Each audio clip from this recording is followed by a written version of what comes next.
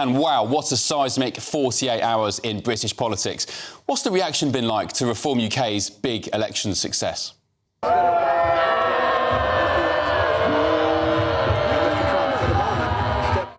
Sorry, I'm just joking, of course. That was a US clip from 2017 and Donald Trump. But the reaction to Reform's electoral surge this side of the pond hasn't been that far different. This was in Runcorn, where Reform won that crucial by-election, overturning a 15,000 Labour majority.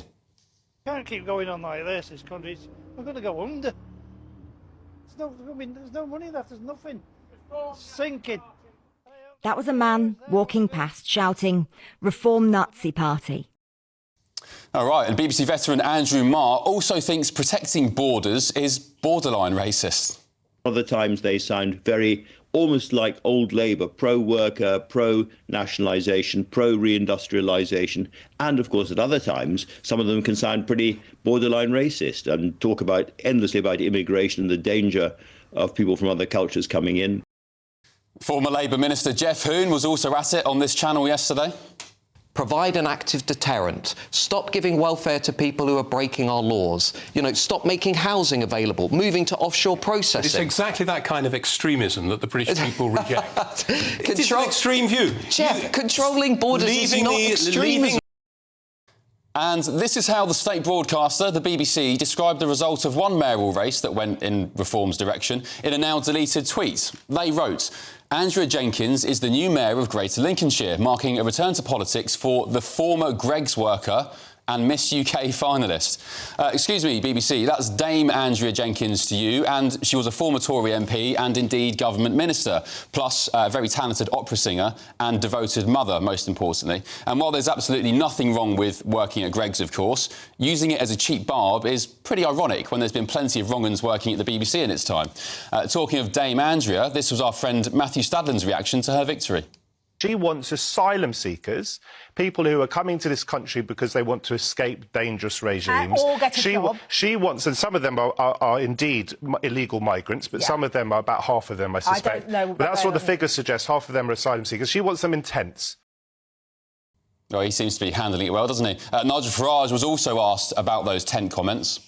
Andrea Jenkins, your new mayor for Greater Lincolnshire, she said in her victory speech today that asylum seekers should be housed in tents. Is that now Reform Party policy? No, I'm much harder line than that. They should be deported. Shadow Home Secretary Priti Patel also singled out Dame Andrea after her win. I saw an interview this morning with their new mayor in Lincolnshire. She was speaking about national policies when, by the way, she will have a budget of £26 million. She doesn't have a mandate to stop the boats.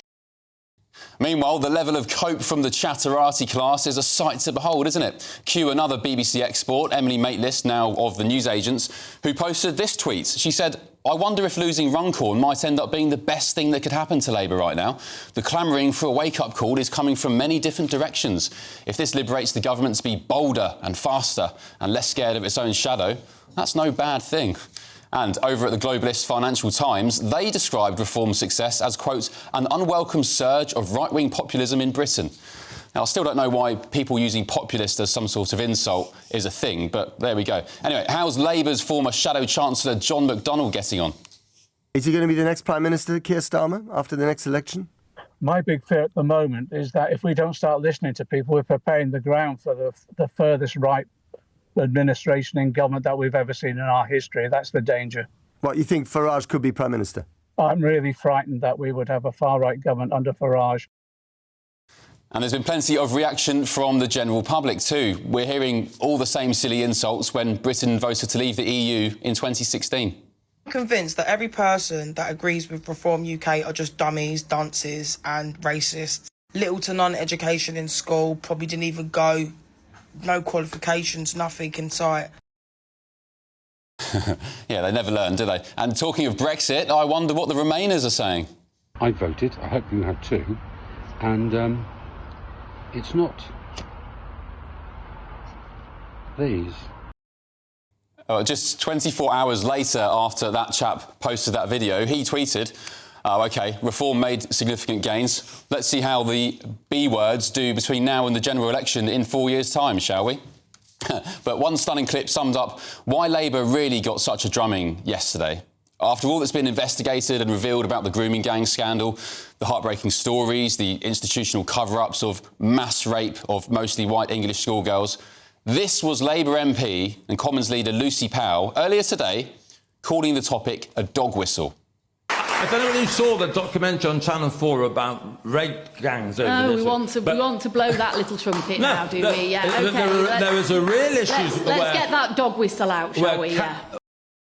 Deary, deary me, what a disgrace. If you ever needed proof that Labour are completely out of touch with normal people, there's your sobering evidence. Have you been getting a load of spam in your email recently? What about random calls? It's really annoying, isn't it? Data brokers are out there collecting your personal information. Anything from your email, your full name, your address, and even your political affiliation. Cyber criminals can even use AI to mimic the voices of friends and family to trick people into sending them money. And it gets even worse. People out there are getting huge loans taken out in their names without even knowing about it. But don't worry, because the sponsor of this video, Incogni, can help. They reach out to the data brokers on your behalf and request that your information is removed from their databases. Incogni continues to make sure that your data is removed automatically from the internet via repeated removal requests. So, how can you get started? Well, step 1, hit the link in the description, create an Incogni account and tell us whose data you'd like removed. Step 2, grant Incogni the right to work on your behalf. Step 3, sit back, relax and watch Incogni work. They will update consistently so you know when your data has been removed. Incogni is risk-free for 30 days, so you can try it for yourself and you'll get a free refund if the service isn't for you. So take back your personal data today with Incogni. Use the code GBNews using the link in the description below and you'll get 60% off an annual payment plan. I'm delighted to be joined now by the chairman of Reform UK, Zia Yusuf, to dissect everything that's happened over the past 48 hours. Zia, welcome along. Thanks for your company. First of all, please, your reaction to Lucy Powell's comments earlier today on the grooming gangs. They're obviously shocking and disgusting comments, but I can't say I'm shocked. It was a wise person who said, when somebody tells you who they are, believe them. Look, the reality is that the industrial-scale rape of white working-class girls, covered up by people who are paid and who have a solemn obligation to prevent such things from happening, is not a dog whistle. It is a despicable stain on this country's history. And we're never going to get healing on that until we have a national statutory inquiry, which has the power to compel witnesses and the power to, frankly, ensure that not just the monstrous perpetrators, every single one of them, many of whom are still roaming free, in fact, the vast majority are still roaming free, but also every single person in the council and law enforcement who, again, not just failed to do their duty, deliberately turned a blind eye and are therefore complicit, are brought to justice. It's disgusting, but it's also why I've said I've always been very confident since before the general election last year. I was always very confident Reform could win a majority in 2029 and Nigel could be our Prime Minister. And it's because this is actually what Labour MPs, the vast majority of them, and many cabinet ministers believe and what they say behind closed doors. And it is the reason why. Ask yourself why. It should be the easiest thing in the world for this government with a stonking majority to call for, to legislate a national statutory inquiry. We backed a bill, a perfect bill pretty much, to get that done. They haven't done it. And by the way, let me also be clear. The Tories had 14 years in power and failed to do it. Nigel's going to do it within the first 30 days. So just to clarify, if and when you win a majority in Parliament, I mean, lots of polls after the last 48 hours suggesting that if that was repeated in 4 years' time, you'd get a majority of something like 400 seats, sorry. If that were to happen, you'd hold a full national statutory inquiry into grooming gangs. Yeah, and it would begin within 30 days. What do you want to see happen to Lucy Powell, by the way? Should Starmer sack her? I mean, look, I will just repeat what I said. You know, she's gone on Twitter and now sort of said that she wanted to, quote, clarify her comments. I mean, what this government does time and again is insult the intelligence of voters. Look, whether Starmer sacks her or not, we're not going to get that national statutory inquiry.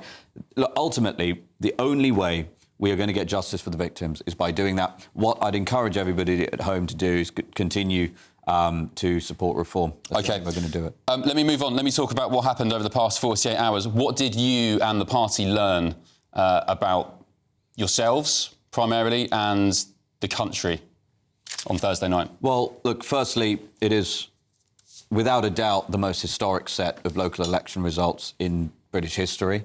I'd like to thank everybody watching this programme at home who went out and voted for us. It's had a decisive impact. I mean, Lord knows those 6 votes in Runcorn and Helsby. I do think they could have changed the course of history. I was at the count. I spent a lot of time on that campaign.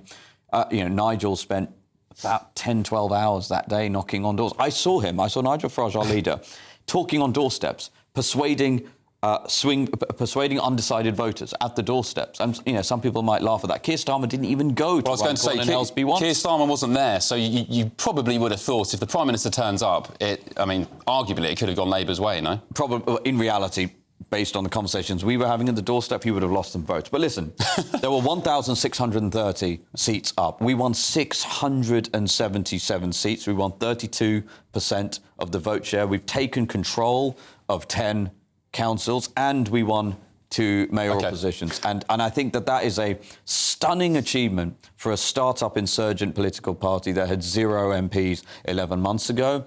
The odds have narrowed, and Nigel being our next Prime Minister. Look, there's still a huge amount to do, but we are hugely... You asked what we learned? What we learned is a third of the country are patriotic people who believe that Britain can once again be a proud, prosperous country and are willing to go out to the ballot box to make that happen. Nigel Farage said a few days ago that his biggest fear was winning and not delivering, because of the lack of trust in politics overall. So you've done half that job now, you've won. So what does delivering look like? And if you want to get all corporate about it, what are your KPIs now from here forth?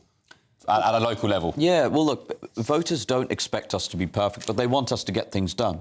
I did a BBC interview yesterday, and to be fair, it was reasonably well-meaning, but I was told, voters are sick and tired of politicians promising the world. It's like, promising the world? At a local level, constituents just want their bins collected at least once a week. They want the tens of millions of pounds that the council spends on pothole repair to actually repair some potholes. They don't want endless cycle lanes that nobody wants, essentially. They don't want huge numbers of DEI officers, £500,000 being spent on ergonomic chairs. What they want is politicians who have some backbone and courage and are going to work together to improve the lives and constituents. So how are you going to measure success then? I mean, so look, are you going to do polls on residents, how happy they are with their bins? I mean, how's it going to work? What we're going to work on is ensure that the basics of local delivery are done right.